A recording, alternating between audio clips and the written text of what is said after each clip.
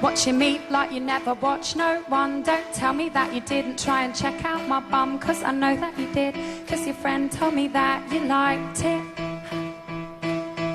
Gave me those pearls and I thought they were ugly. Don't you try and tell me that you never loved me. I know that you did, cause you said it and you wrote it down. Hello everybody, welcome to Geezerology on YouTube. I'm Scott. I have to be careful now what I call myself after that last week. I'm Scott, and up in Missouri, in Missouri is there's Bob and his daughter Marissa. Today, hey, you got it right. You must be back on your meds. Today we're going to talk about Kate Nash's album Made of Bricks, which was a 2007 release. I've been listening to this album for pretty much since it came out, and I got Bob and Marissa to have a listen to it a couple of weeks ago. So I believe that that they have listened and they're going to talk about it a little later. But before we get started on that, I think Bob has a topic he wants to touch on. Yeah, thank you, Scott. I'm going to try to be really brief on this, but a couple of days ago, I saw a news article about the fact that concerts are apparently going to be coming back this year now that the pandemic seems to be slacking off some. And the article specifically got into the classic rock acts that are planning to hit the road this year. And a lot of them are doing farewell tours, or as KISS calls it, the end of the road tour. Who knows whether it will be the actual farewell tour or the farewell to the farewell tour. But anyway, I just had a couple things that I thought I wanted to comment on. KISS, ever the marketing geniuses, you can buy a $1,000 VIP package for the KISS tour. That gets you a photo op with the boys in the makeup. You get to sit in the VIP lounge with a road member. But that $1,000 doesn't include the ticket to the concert. That's extra. Lynyrd Skynyrd's back on the road, but as much as I loved Skynyrd back in the day, this is a cover band. There's one original member left, Gary Rossington. Ricky Medlock was with them for like a year or so back in the early 70s. He came back in 96, but other than that, this is a cover band. The Eagles are going to tour again. My God, how much more money do those guys need? And then the Monkees are touring. And Monkees, are there any Monkees left? There are two of them, Michael Nesmith and Mickey Dolenz. And you know, Michael Nesmith is the heir to the liquid paper fortune, so I'm not quite certain why he needs the money. And you know, how do you do the Monkees without Davy Jones, who sang most of their songs? Elton John is going to pick up his farewell tour again. He started his tour in September 8th, 2018, and by the time he had to shut it down, he'd already grossed $358.6 million on that little tour. And then kind of off the subject, but I dug a little deeper, and in 2019, the last year that we actually had full-fledged concerts, Ed Sheeran was the top grossing concert tour artist. He grossed $223,656,796. Now, this is a guy who goes on stage with an acoustic guitar, and that's it, other than some loop pedal playbacks that he has that, you know, add background to him. Way to go, Ed. $230 million for playing an acoustic guitar, you know, and I just thought that was kind of interesting. And, you know, how much money is that guy putting in his pocket since there's no band? Yeah, he doesn't have a whole lot of overhead. No, he doesn't. And, you know, doesn't need any roadies. People do. Yeah. And I saw Ed when he was the opener for the Rolling Stones back in 2015, and he bored me to death. But I guess a lot of people must love the guy. And that figured out to an average ticket price of $87 to see a guy on stage with an acoustic guitar. So anyway, that was just my little rant. That's not outrageous. Well, then KISS, I guess at KISS, when they were in Australia, you had to pay like 320 some odd dollars Australian for a ticket to be on the floor. I don't know what that equals out to in US dollars, but that's still a good chunk of change. So what is this basically a passing of the passing of the torch that these people are doing, like one last gasp before Well, that's, before the whole industry changes? I don't know whether it's, hey, let's go out one more time because it's fun, or let's go grab a few million more while we can. And being an older person myself, I can't condemn someone for still going out there doing something that you love. But some of it does smack to me of nothing but another big money grab, before we can do it. But interestingly, like I looked at the top 10 concert grosses for the last year that they did them, and about half of the top 10 were made up of classic rock acts that had been around for 40 or 50 years. So the appeal is definitely still there. But I saw Johnny Winter not long before he died, and it was really very bittersweet. I've always loved Johnny Winter. He's one of my blues rock idols. And Johnny had to do the entire concert sitting in a chair because he was too frail to stand. And he was escorted out on stage with a person on either side of him holding him up. And it was kind of bittersweet. It was great to see him, but it was, what would it have been like back in the days when he was young?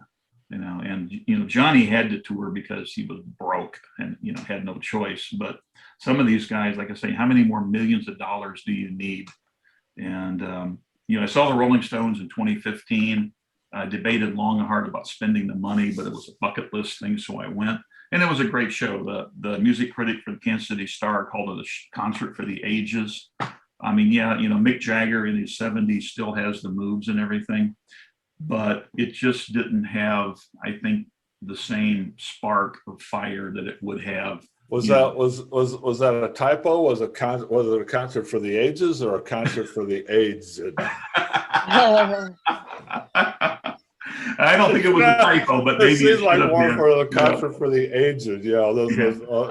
But I thought, what would it have been like, when I was young and they were young, and the days when you brought bags of pot in and things were exciting and maybe a little bit of dangerous, but now here we are, we're sitting in Arrowhead Stadium, nobody's smoking anything, not even cigarettes, and it's just all very slick and polished and professional. So yeah, it was a great show, and I can die saying, hey, I saw the Rolling Stones, but it just didn't have the spark that I think it would have had 20, 30, 40 years ago.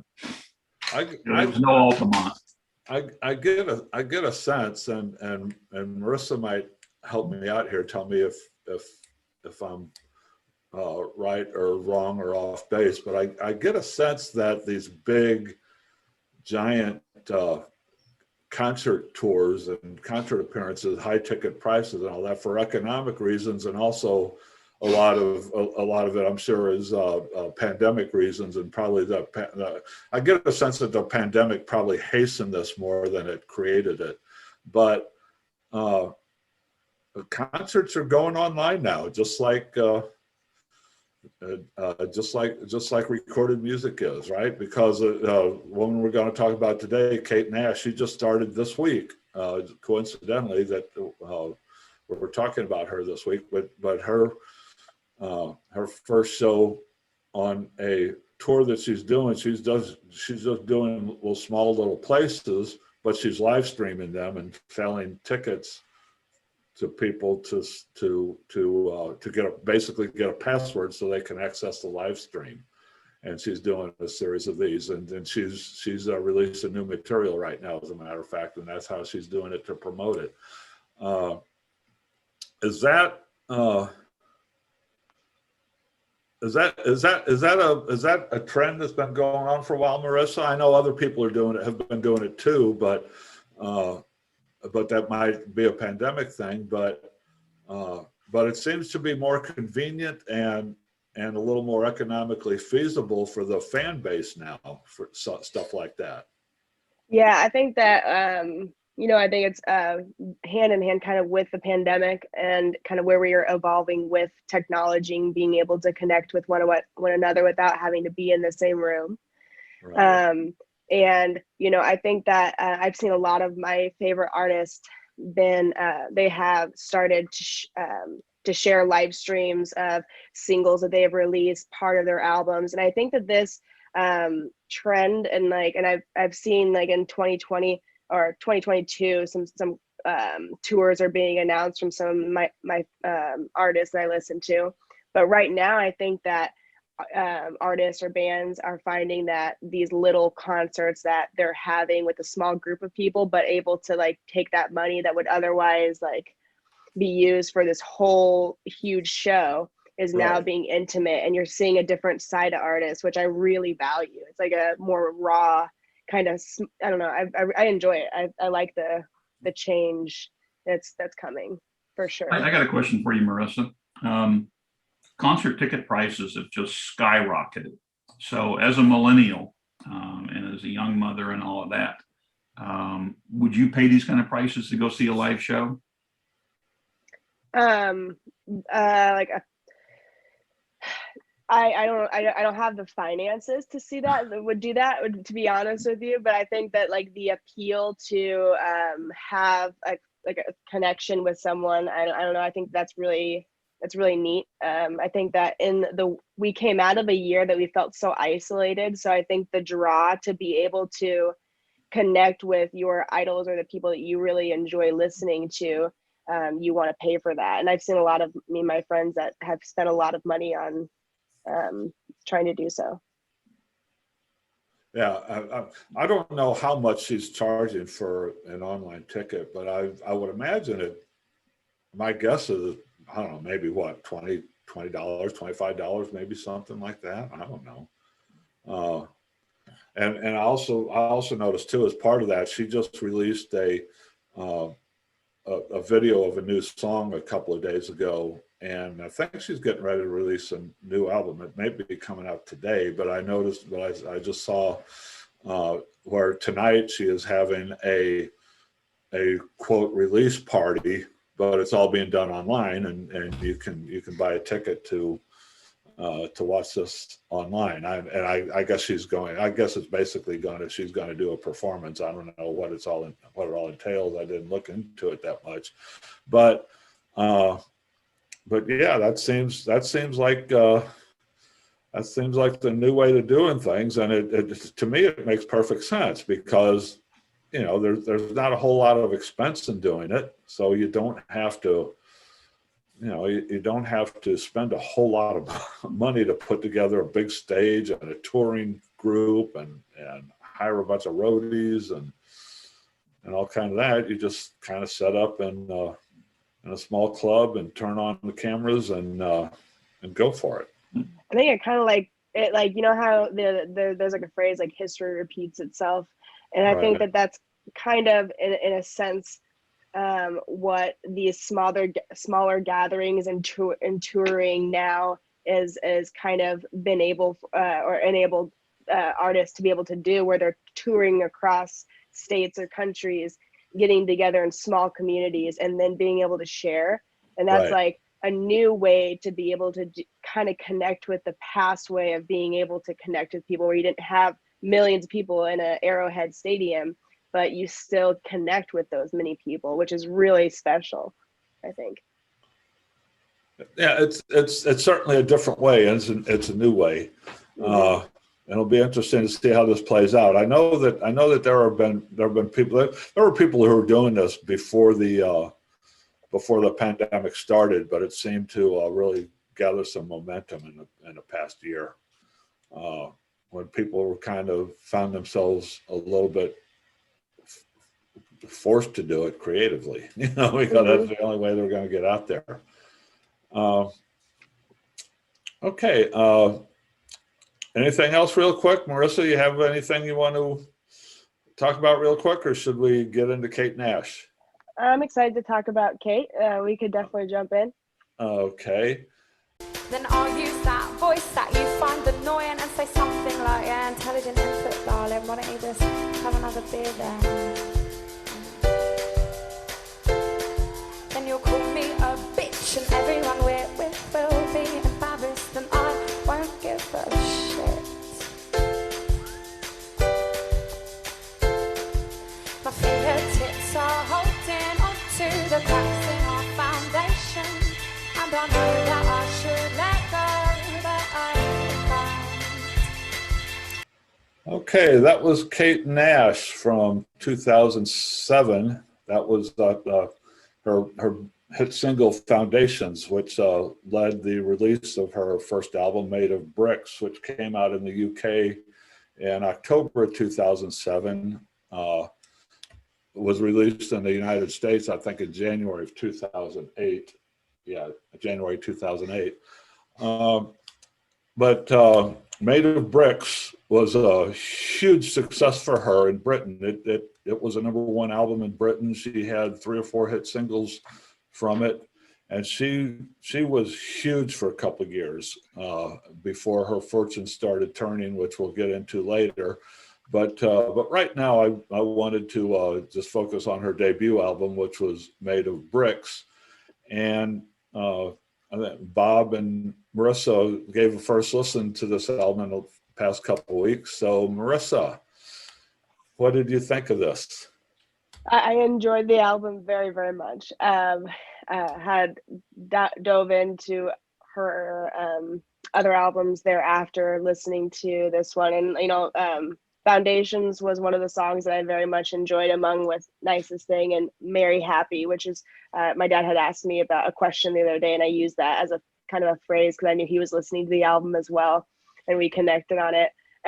But interesting, Scott, is that so back when I grew up in school and we had like an iPod Classic, we used to illegally take music and just like stream like LimeWire.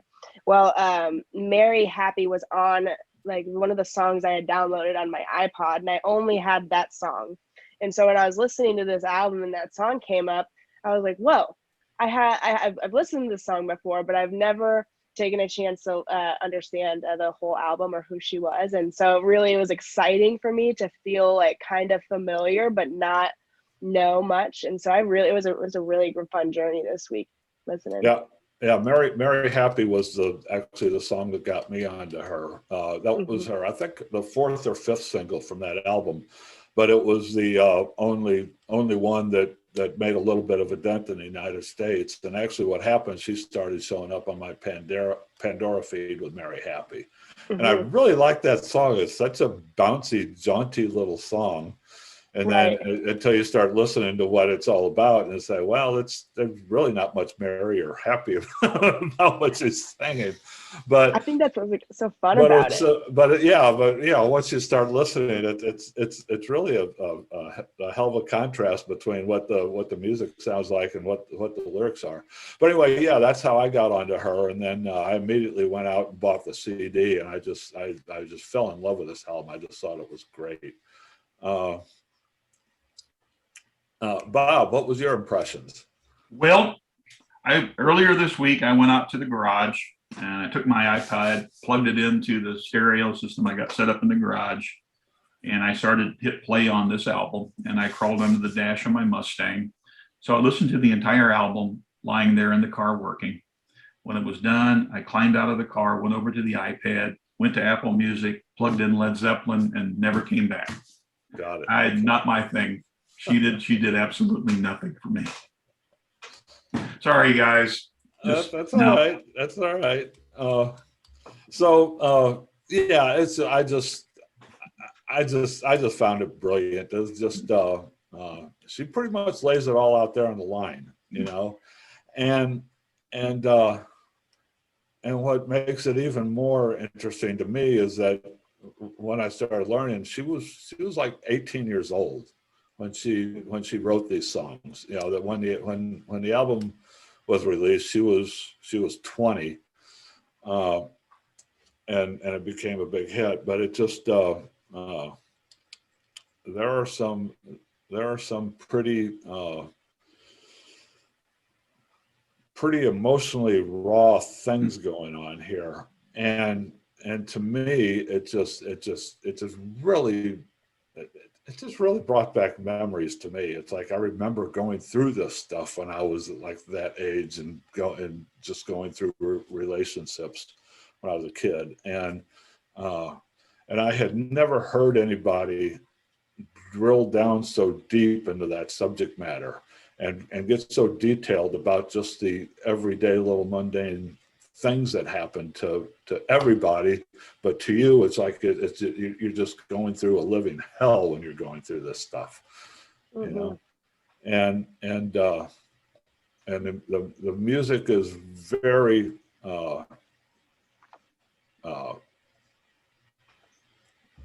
it's very stripped down. It's just basically just little piano ditties, little piano melodies with a little drum going on in the background. Every once in a while, she has a violin player and a guitar player, and which really gives an opportunity for these songs to stand out. And especially at 20 years old, I just found these songs to be incredibly written, incredibly arranged.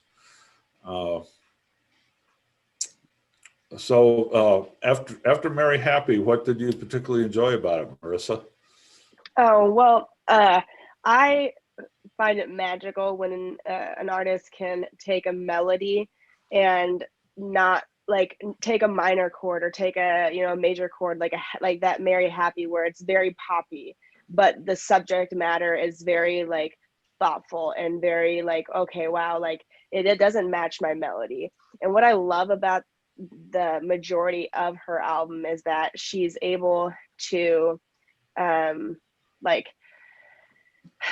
I don't know what I'm trying to say, honestly, but I think just being able to like pop along to a song and feel like those raw emotions are not ignored, but I don't have to be melancholy about it, right? Because like if you listen to like Nicest Thing, she like that's a very dramatically like almost very like sad song, right? Just very like grabs your heartstrings. Like the guitar is very like muted and the strings come in, and that's a very real song, and I love that. But what I like about a lot of her songs, and when she progresses in her albums later on in the years, she gets to like continue that excitement even in the midst of a sad moment or an upset moment, right? Or when she's mad at somebody. So I love that. I thought it was a journey, and I'm a kind of a poppy, like boppy kind of person. So I was really excited. I kept thinking like, man, Scott, like, I don't know you very well. And I was trying to like think like you like this music. And so it was very like interesting for me. And I was really excited to hear what you had to say about what you enjoyed about her music. Cause I don't know, it's drastically different than what I thought that you would be introducing me to. Yeah, I mean, it's an evolution from, you know, I started listening around the mid-aughts, late aughts. I started listening a lot to these to the female pop artists, especially the English ones. I'm thinking Lily Allen, who apparently was helped her. Yep. Helped her get started, if I remember reading that correctly, who kind of showed her a path.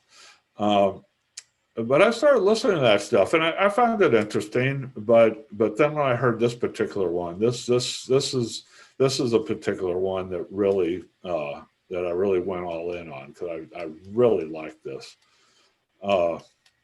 You know, it's so simple on the surface. It's so simple and easy to listen to, and then when you start realizing there's a lot of anger here, there's a lot of there's a lot of raw emotion going on here, and the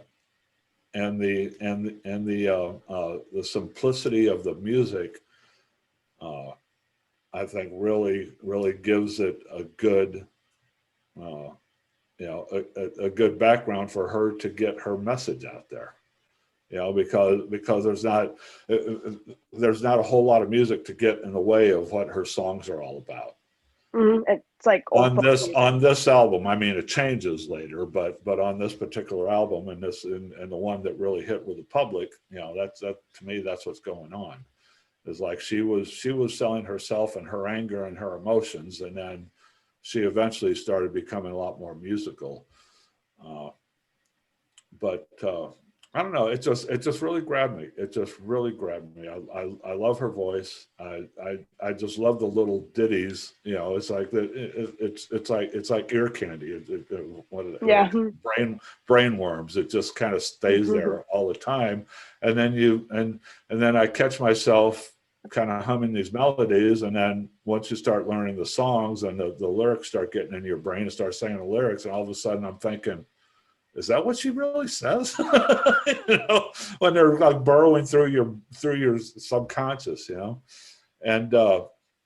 and then you go through and listen to the whole album, and the entire album is just this purging of her anger, you know, and I found it to be a very, very artistically brilliant way to do that. This was she recorded this just to kind of move forward a little bit. She recorded this for Polydor Records, and which is a major label at the time. And then she did a follow-up a couple of years later in 2010. Her second album was My Best Friend Is You, and I don't know whose decision it was, but My Best Friend Is You became this big, what I think is an overproduced album. It's the same kind of songs, but now we have the music is denser. There's a lot of horns there. They bring strings in there, and I don't know if that was her decision, if that was the record company's decision. I don't know, but that album then went nowhere. It was a commercial failure. And she came to find out that she was getting screwed up. She wasn't making any money. You know, she was broke when the second album came out, and she had a 2-record contract, and she was broke. She had no money, and she kind of figured out that people were just screwing her over all over the place. The record company, her management, and she ended up broke and just basically homeless and going and just kind of living with friends and trying to figure out what to do. And then she got an idea from others that have happened before her, but she started hitting the crowdsourcing route, raised some money to record her third album, and on her own record label. She started her own record label, and it was quite different, the third album. And I want to play a clip from how she reappeared after all this happened. I never noticed what you said. You said some real mean things to me, and I couldn't be myself. I never noticed the way you dress. Well, the way you dress was more important to you than it was to be in my friend. You didn't treat me like a friend, yeah? You didn't treat me like a friend. I've been saving all this stuff and trying to meet for you, but you ain't giving me the best. She went full on riot girl for her third record. She put together this all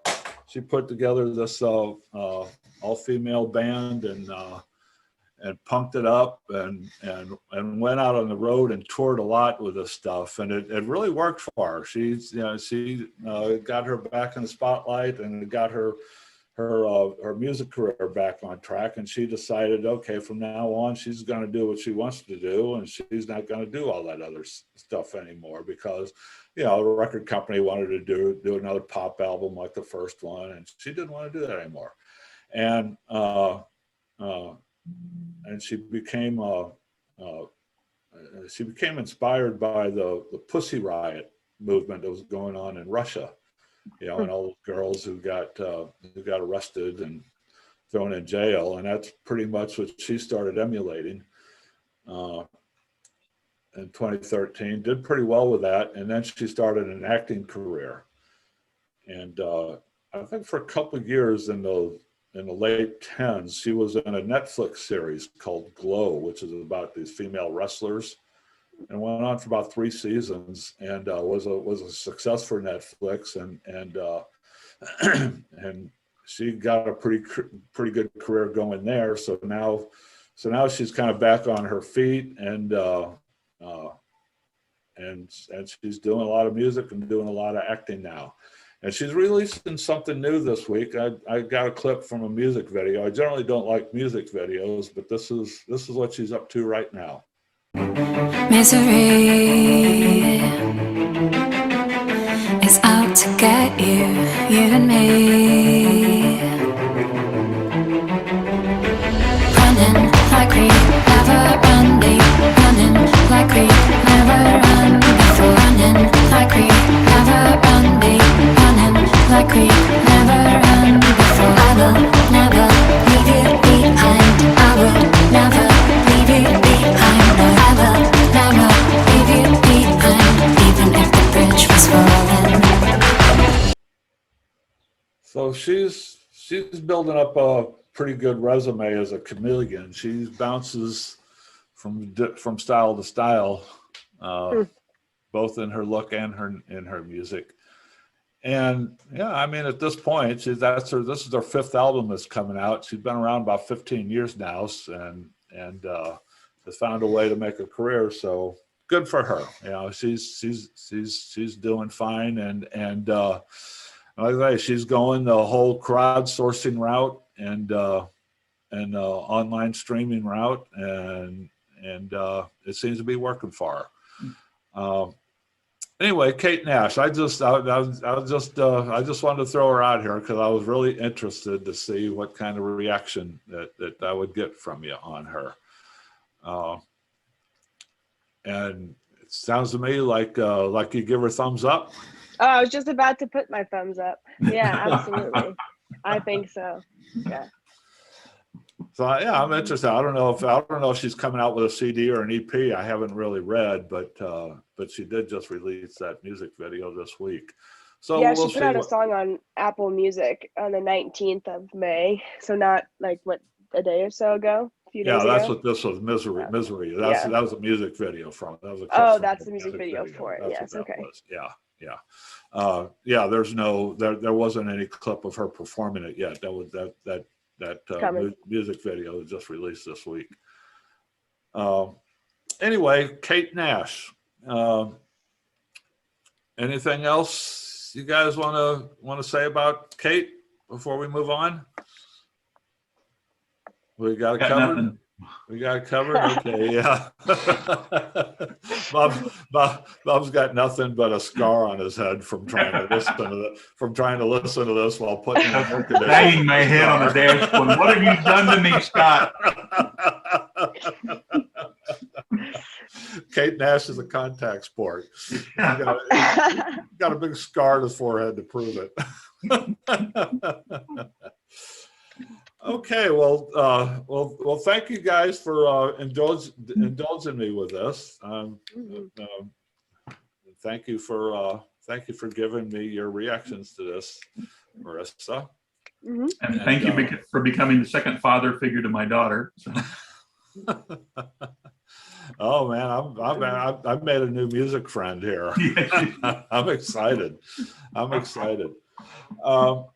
Okay, well, we'll just we'll go ahead and wrap this one up.